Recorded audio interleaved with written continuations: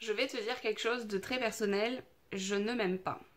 Ça peut peut-être te choquer parce que je fais des vidéos, parce que mon entreprise est rendue publique, parce que je parle de tout un tas de concepts plus voilà, de développement personnel, d'estime de soi, de confiance, de parentalité, d'effet miroir dans la dernière vidéo. Voilà, je vais te parler de tout ça parce que ce sont des choses auxquelles j'adhère totalement, qui me font vibrer, qui m'appellent, pour lesquelles voilà, je suis en totale adhérence avec tout ça. Ça n'empêche pas que je n'ai pas une très grande estime de moi. Alors, je voulais te poser la question, est-ce que tu t'aimes? Et généralement, quand on pose cette question, les gens sont pas tant que ça, bah non, parce que je suis trop ci, je suis trop grosse, je suis pas assez ci, je suis pas assez ça, je suis trop caractérielle, je suis pas assez affirmée, je suis trop dans les peurs, je suis trop dans un tempérament qui fonce, voilà. On a toujours des petites choses qui font que on se convient pas vraiment. Mais ces dernières semaines ont été très bouleversantes pour moi, donc tu verras cette vidéo un peu plus tard, mais voilà, je viens de passer un mouvement pas évident pour tout un tas de raisons que je te communiquerai, mais voilà, j'ai fait des choix dans ma vie. Tu le sais, j'ai repris une activité salariée en plus de mon activité indépendante. Et c'est un choix de vie que j'ai fait par peur financière, parce que l'activité, le temps qu'elle se lance, il y a quand même un petit laps de temps, il faut soit être à l'aise, les outils de communication, etc. Voilà.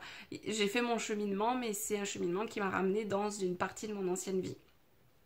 Et cette partie-là, elle m'a rassurée, mais elle m'a aussi montré mes limites. Je suis encore en train de les expérimenter parce que j'ai pas encore pris la décision d'arrêter, mais mon corps m'envoie tout un tas de messages que j'écoute pas.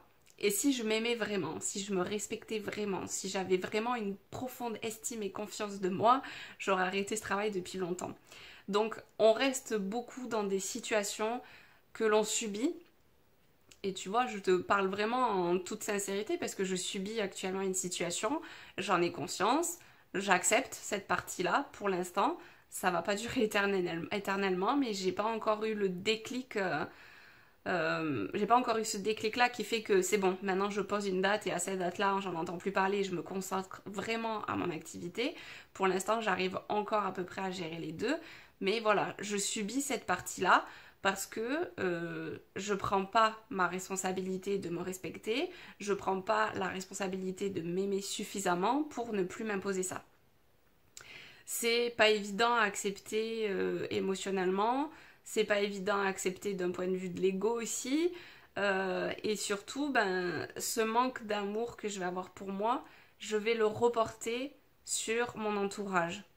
On est d'accord, je vis avec quelqu'un et sa fille. Bon, c'est mon chéri qui va prendre ça surtout en premier, mais mon manque d'amour pour moi, je vais lui demander de le compenser. Alors, ce manque d'amour, je le ressens pas pour tout, parce que j'ai une profonde confiance en moi sur ma capacité professionnelle. Ça va être plutôt sur la vie personnelle. Et il y a d'autres personnes, ils vont être plutôt en manque de confiance sur la vie professionnelle et totalement confiance sur leur vie perso. Voilà, donc c'est vraiment propre à chacun, c'est en fonction de notre histoire de vie aussi. Moi, je vais vraiment me rendre compte dans certains de mes comportements que je vais projeter des peurs, que je vais projeter un manque affectif, que je vais projeter un besoin de sécurité, un besoin de reconnaissance en fonction des situations. Euh, Ça peut être très ponctuel, comme ça peut être un peu plus persistant sur certaines choses.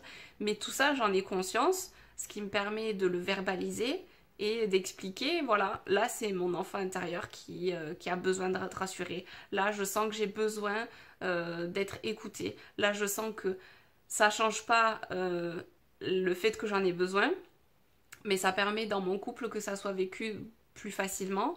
Moi déjà, de me prendre conscience que je suis en train de cheminer là-dessus. Mon homme, du coup, il entend ça et puis du coup, il peut amener ce qu'il a en capacité d'amener. Et surtout, moi, je prends conscience qu'en fait, je ne devrais pas lui demander de combler ça.